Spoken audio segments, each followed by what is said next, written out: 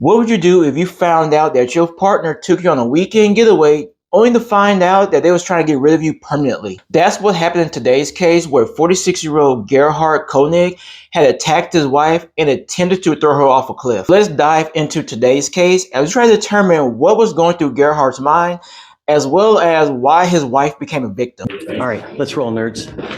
Gehardt Konig and his wife, 36-year-old Arielle Konig, got married back in 2018. Now for Gehardt, this was his second marriage because his first marriage ended years ago. Gehardt and his first wife got married back in their early 20s, and they stayed married for 15 years. Also, love each other?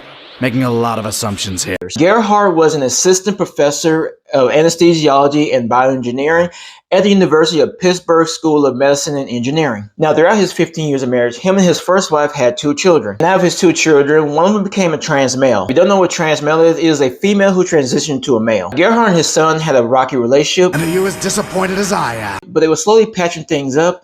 But one thing his son would state that the reason why his parents got divorced was because their relationship was toxic. Red flag. After they got divorced, first wife had got a job writing adult material for the Pittsburgh City paper. She also has a podcast where she talks about non-traditional relationships. And for Gehardt, he started dating Arielle at the time. After Gehardt and Arielle had tied the knot, the two would pack up and leave Pittsburgh and end up moving over to Maui, Hawaii. The reason why the couple had moved to Hawaii was because Gehardt had got his dream job working as a partner role in the anesthesia medical group. He was also employed at the Maui Memorial Medical Center, in which he was hired through an independent agency. Now, Arielle, she wasn't just a pretty face. She has a bachelor's degree in nuclear engineering from Penn State, as well as an MBA from the University of Pittsburgh. Arielle, she was a project manager for the engineering company TerraPower. On March 23rd of 2025, Gehardt would surprise Arielle with a weekend trip to Oahu, because the next day on March 24th was Arielle's birthday. Now, all this is based on the accounts of Arielle, where she states that they would start walking on the trail,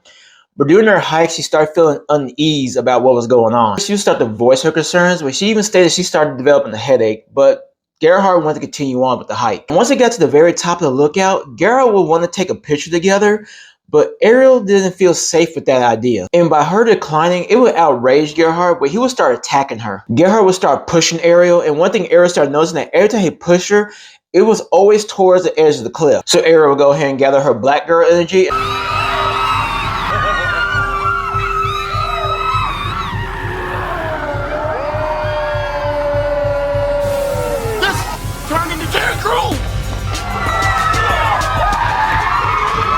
And start to fight back. Now, what Gehardt would end up doing was he would throw her on the ground and start bashing her face against the ground, pick up a rock, and then start hitting her in the face with it. That was when Gehardt had reached to his bag and put out 2 syringes filled with unknown substances. Arielle, she would fight even harder because she did not want to get stuck with those needles. During all this commotion, 2 witnesses would walk by, and upon seeing what's going on, Gehardt would notice that he had an audience in which he would stop his attack, which gave Arielle enough time to get up, run to them. Gehardt would get up and take off running. Once law enforcement had arrived, Gehardt was nowhere to be found.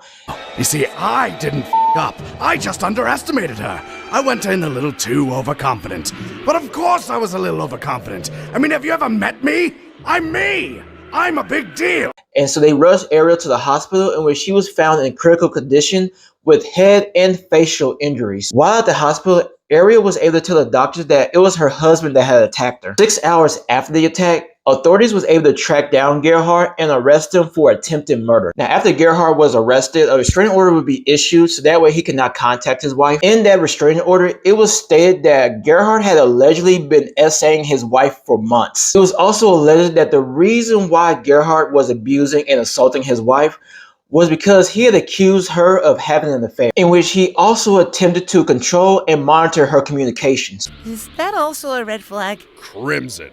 Now, if we was to dive into the mind frame of Gehardt, he uses a tactic known as abusive controlling violence. What abusive controlling violence is an ongoing pattern of using threat, force, emotional abuse, and coercive means to intimidate and dominate one's partner. When it comes to Arielle, many of you may be wondering why didn't she just leave the relationship? But the thing is, when it comes to relationships, all relationships take a psychological toll on a person. When it comes to abusive relationships, an abuser is not going to come out on the first date and tell you that he's going to hit you in the face. Now, if you're into that kind of stuff, they might. I'm about to pound you so hard, the boy's mother is going to be jealous. But Regularly, no. But when it comes to abusers, they go through everything through a set period. And so the first stage may be the honeymoon phase.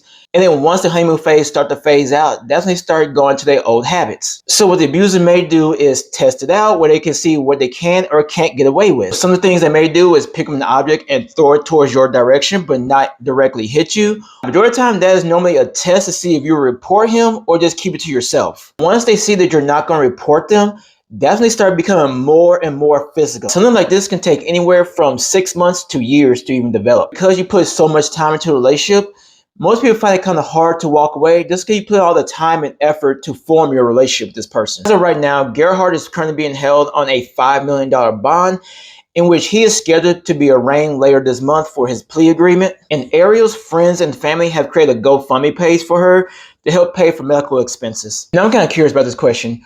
Would you date somebody if they told you on the first date that they will abuse you?